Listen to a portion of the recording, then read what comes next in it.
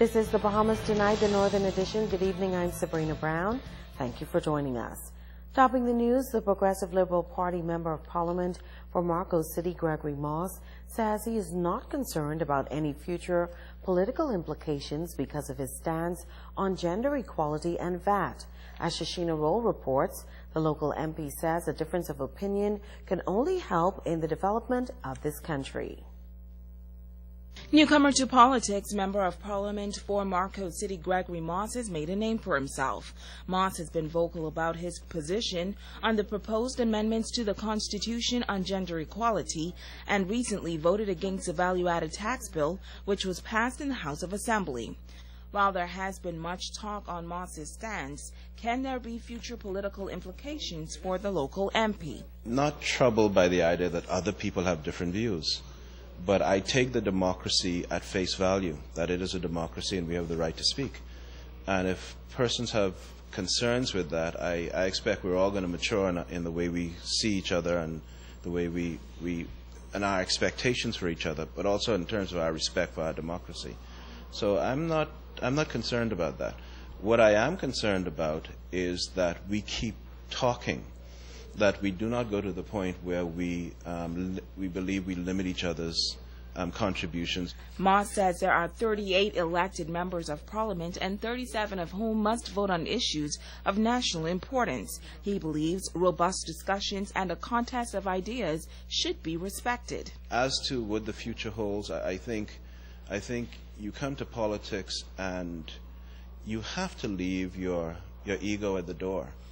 And you have to leave your self-interest at the door, or you will become intimidated or corrupt, and you will not be able to serve the people. And so I've done my best to leave those two things at the door. I obviously will speak my mind, and I speak it in a way so that people are not surprised by the positions I take. I give a lot of lead time so that people can hear my views, and if I've made an error in my logic or my thinking, there's an opportunity to dissuade me of my views. Or show me the implications, but simply to say that you must head in a direction because you're told to doesn't work. Moss was asked how does he feel about persons who may perceive him as a traitor to his political party. I disagree with them. I'm not going to say anything else on that. I disagree with them. He was also asked about his current relationship with the nation's leader. Don't comment on that type of stuff. That's personalizing the politics. I'm trying my best to not do that. Well, in case you're wondering how Moss's constituents feel about his position, well, he says he has tremendous support, adding that he has consulted with them on these issues. Shashina Roll, ZNS Network News. Now, on Monday, the nation's leader, the Right Honorable Perry Christie, made it clear that he is a fierce proponent of free speech and would never try to intimidate anyone from speaking their mind. As the constitutional referendum and questions of citizenship engage the Bahamian public, the Free National Movement Grand Bahama Council has announced its support of the proposed amendments on gender equality. National Vice Chairman David Thompson. We in the FNM, in support of our party leader, recommend that all vote yes to amending all of the articles of the Constitution which discriminate on the basis of birth, descent, or marriage, with the goal of putting Bahamian men and women on an equal footing with respect to the acquisition and transmission of nationality. And we in the FNM rededicate ourselves to the noble and historic cause of deliverance and justice for all, and to, once again, given the opportunity, moving our beloved Bahamas forward, onwards, upwards, together, with God as our beacon, lighting the way. The Coalition for Concerned Citizens believe that the high cost of electricity is one of the main causes of Grand Bahama's economic plight.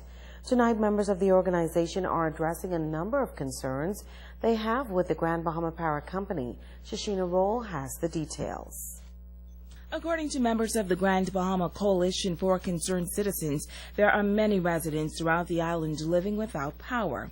In the weeks and months ahead, they plan to intensify their efforts through a number of strategies in hopes that their cries will be heard. Convener Eddie Victor.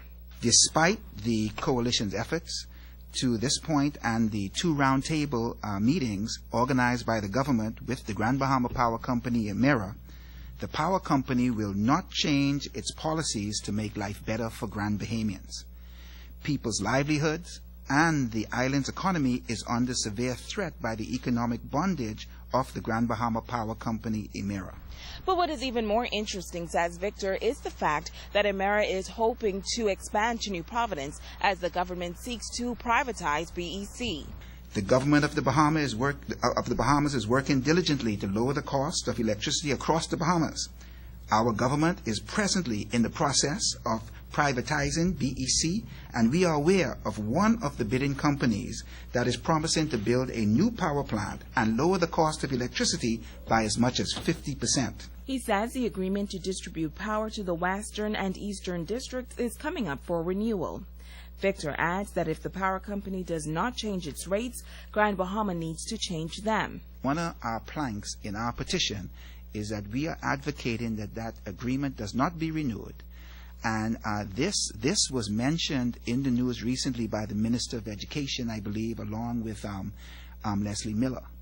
And so we advocating that that agreement does not be renewed and that either BEC or another power company be allowed to come in to create job opportunities and to also be allowed to generate power on the island, which will also help us to break this monopoly that presently exists. Member of the coalition, Apostle Anthony Grant, says there is also an environmental concern. For years, people in Hawksbill, people in Pinders Point have been having health issues and issues with odor that we couldn't put our fingers on, and we have really focused on the other companies in the industrial park, and the power company have been left to go under the radar. But we understand that the fuel they use, the bunker C fuel, produces sulfur, and that could be an issue for residents in the area. We know that there are international companies who are willing to come and do testing for us and to check to see how much of effect this will cause on the people in that area. Now, members of the coalition believe enough is enough, and they say they will not stop until the Grand Bahama Power Company lowers the cost of electricity here on Grand Bahama Island. Shashina Roll, ZNS Network News.